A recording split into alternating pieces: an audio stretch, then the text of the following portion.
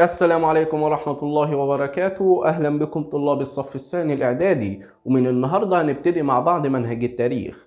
والمنهج ده مش عايزك تحفظه نهائي على إنه منهج كمان كام شهر أروح أمتحنه وأنساه زي ما بيحصل في باقي المواد.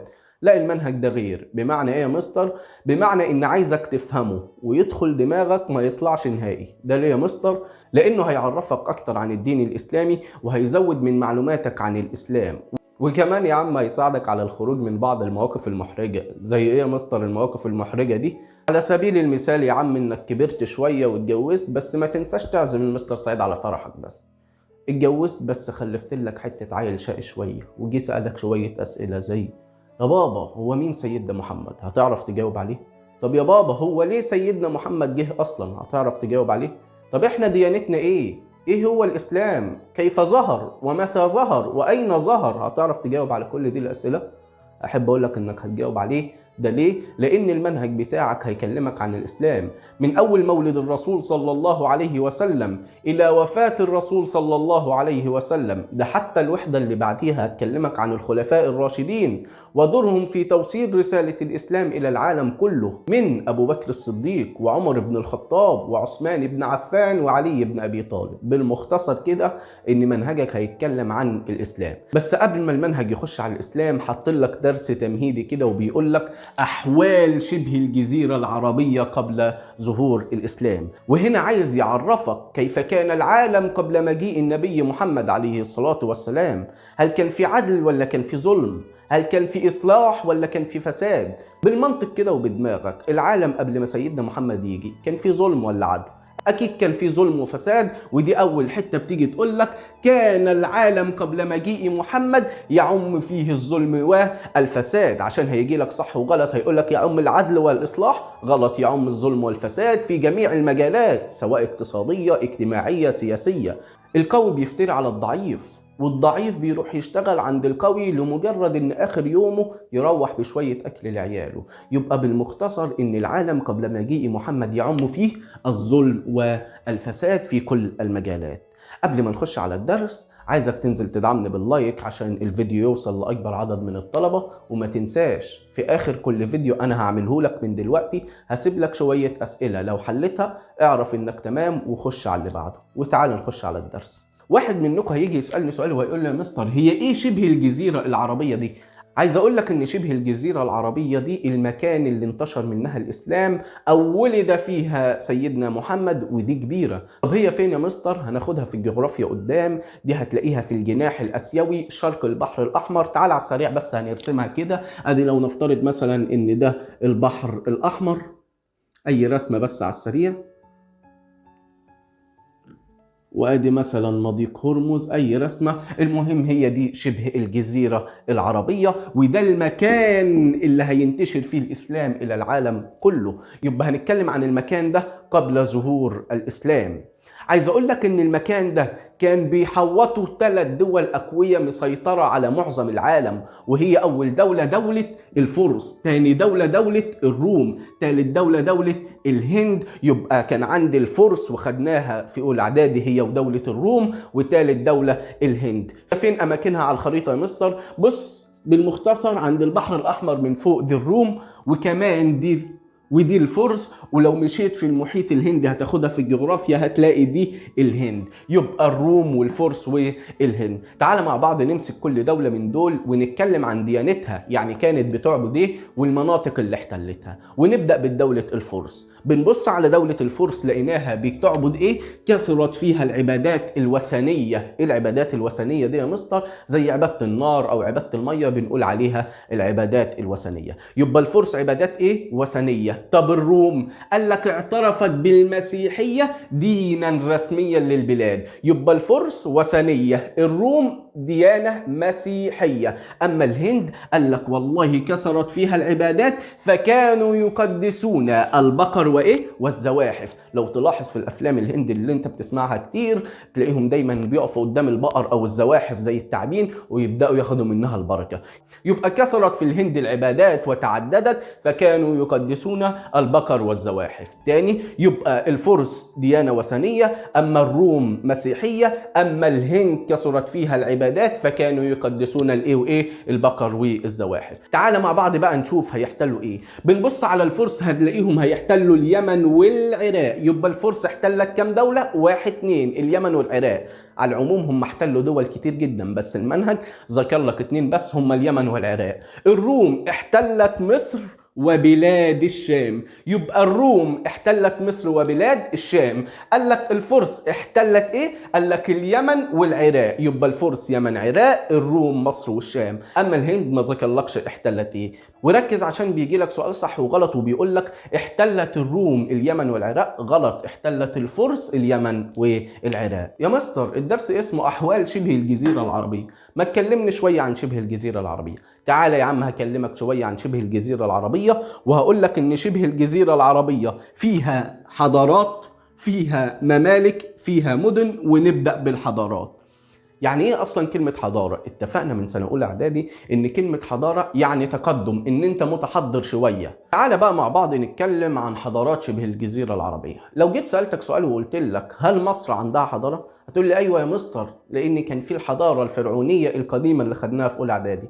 شبه الجزيرة العربية كان عندها برضه حضارات معروفة على مستوى العالم كله، وهي حضارة قوم عاد وقوم ثمود. كانوا بينحتوا في الجبال ويعملوا منها بيوت. يبقى كانوا بينحتوا بيوتهم في الجبل، ما كانوش بيبنوا بيوت، لا ده كانوا يشوفوا اي جبل ويبداوا ينحتوا فيه. يبقى ده شيء يدل على الحضارة. يبقى من الحضارات في شبه الجزيرة العربية حضارة قوم عاد وقوم ثمود.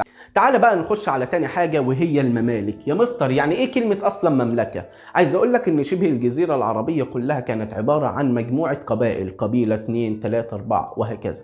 القبائل دي توحدت مع بعض فعملت حاجة اسمها مملكة. هنتكلم عن ممالك شبه الجزيرة العربية في الجنوب وفي الشمال. يبقى كان في ممالك في الشمال وفي الجنوب. الممالك اللي في الشمال اسمها ايه؟ اسمها الحيرة والغساسنة. أما الممالك اللي في الجنوب اسمها معين وسبأ وحمير. تاني يبقى الممالك اللي في الشمال كم مملكة؟ 2، الحيرة والغساسنة. أما الممالك اللي في الجنوب 3 ممالك وهم معين وسبأ وحمير. وركز عشان بيجي سؤال صح وغلط ويقول لك تعد الحيرة من ممالك الجنوب. غلط، الحيرة من ممالك الشمال. تعال مع بعض نتكلم عن ثالث حاجة وهي المدن. كان في مدن في شبه الجزيرة العربية طبعا، زي مدينة ايه؟ مكة اللي ولد فيها رسول الله صلى الله عليه وسلم، ويثرب اللي اتدفن فيها سيدنا محمد. يبقى في مكة ويثرب. أماكنهم فين على شبه الجزيرة العربية؟ أدي شرق شبه الجزيرة العربية وأدي غربها. مكة تحت ويثرب فوق. يبقى دي مكة ودي يثرب. وعلى العموم يثرب دي هي المدينة المنورة اللي بنقول عليها دلوقتي. وانا قلت لك ان مكة ويثرب يقعان في شرق شبه الجزيرة العربية ولا الغرب؟ لا، مكة ويثرب في الغرب. وركز بتيجي صح وغلط. برضه يا مستر انا ما استفدتش حاجة ولا كلمتنا عن شبه الجزيرة العربية غير انها فيها حضارات زي حضارة قوم عاد وثمود، غير انها فيها ممالك في الشمال وفي الجنوب. الممالك اللي في الشمال 2، الحيرة والغساسنة. اللي في الجنوب 3، معين وسبأ وحمير. والمدن هي مكة ويثرب ويقعان في الغرب. كلمنا اكتر. قلت لك هكلمك اكتر عن شبه الجزيرة العربية، وهنبدأ بالحياة الدينية ونشوف الدين عندهم كانت ديانة ايه قبل ما سيدنا محمد يجي. عايز اقول لك ان سيدنا محمد مش اول نبي ينزل شبه الجزيرة العربية. انت بتتكلم كده مستر؟ اكيد طبعا، لان سيدنا محمد هو خاتم الانبياء، يعني اخر واحد في الانبياء. يعني كان في انبياء تانية في شبه الجزيرة العربية. طبعا بيقول لك كانت شبه الجزيرة العربية مهدا لكثير من الانبياء. كلمة مهدا يعني نزلوا فيها. طب زي مين يا مستر الانبياء دول؟ قال لك اول واحد هود وصالح وشعيب وابراهيم وابنه اسماعيل. احفظهم عشان هاجي اقول لك دلل كانت شبه الجزيرة العربية مهدا لكثير من الانبياء. هتقول حيث نزل بها هود وصالح وشعيب وابراهيم وابنه اسماعيل. يبقى اسماعيل ابن ابراهيم. تاني هود صالح شعيب وابراهيم وابنه اسماعيل. الانبياء دول كانوا بيخشوا مدن ومناطق ويبداوا يعرفوا الناس اللي فيها انهم يعبدوا الله. وفعلا لقينا شوية ناس استجابوا. من ضمن الناس اللي استجابوا وعرفوا التوحيد والإيمان بالله أهل مين؟ أهل مكة. يبقى ما النتائج المترتبة على أن شبه الجزيرة العربية كانت مهدا لكثير من الأنبياء؟ هتقول ترتب على ذلك عرف أهل مكة الإيمان والتوحيد بالله. طب بما تفسر عرف أهل مكة الإيمان والتوحيد بالله؟ لأن شبه الجزيرة العربية كانت مهدا لكثير من الأنبياء، وتقول الأنبياء اللي عندك. أهل مكة قعدوا شوية مؤمنين وموحدين بالله، إلا بعد فترة اتجهوا إلى عبادة الأصنام، وفي اعتقادهم إن الأصنام دي هي اللي بتقربهم إلى الله، فبدأوا يعبدوا الأصنام. واحد هيجي يسألني سؤال ويقول لي طب يا مستر هم كان عندهم كام ديانة؟ أقول لك جدع، ده سؤال عليكم. بيقول لك دلل تعددت الديانات والعبادات في شبه الجزيرة العربية. كان عندهم 4 ديانات قبل ظهور الإسلام. أول ديانة وهي الديانة الحنيفية، تاني ديانة وهي عبادة الأصنام، ثالث ديانة وهي المسيحية، والرابعة وهي اليهودية. ونبدأ بالديانة الحنيفية. طب يا مستر هي إيه الديانة الحنيفية؟ لو تسمع دايما بيقولوا على دين سيدنا إبراهيم حنيفا مسلما، يبقى مؤسس الديانة الحنيفية هو سيدنا مين؟ إبراهيم. عشان بيجي سؤال مهم جدا ويقول لك إلى من تنسب الديانة الحنيفية؟ إلى سيدنا إبراهيم. أنا بقول لك سيدنا إبراهيم، يبقى هينده إلى عبادة مين؟ أكيد عبادة الله. يبقى الديانة الحنيفية هي عبادة الله الواحد الأحد الذي لا شريك له على دين سيدنا إبراهيم. الديانة الحنيفية بدأت تقل بعد انتشار عبادة الأصنام. يبقى وقد بقى القليل عليها بعد انتشار عبادة الأصنام. ما تيجي مع بعض يا شباب أقول لكم إزاي انتشرت عبادة الأصنام. كان في واحد عيان قالوا له عايز تخف هتروح الحتة الفلانية، وفعلا راح الحتة الفلانية ولقاهم بيعبدوا الصنم. عرف الفكرة، ولما رجع حكى لقبيلته والقبيلة عجبتهم الفكرة وبدأوا يبنوا في صنم. القبيلة التانية شافت القبيلة الأولى فعجبتهم الفكرة وبنوا صنم هم كمان، والتالتة شافت التانية فبنوا صنم. يبقى كل قبيلة خلت لها صنم. يبقى عبادة الأصنام اتعرفت مع مرور الزمن، وكل قبيلة خدت لها صنم. عشان هيجي يقول لك كان صنم موحد لكل القبائل، غلط، كل قبيلة خدت لها صنم. تعالى هنتكلم عن ثالث ديانة وهي الديانة المسيحية. بتاعت مين الديانة دي؟ أو دين سيدنا مين؟ دين سيدنا عيسى. أما اليهودية دين سيدنا موسى، ودي حاجة عارفها من الابتدائي. يبقى المسيحية عيسى، اليهودية موسى.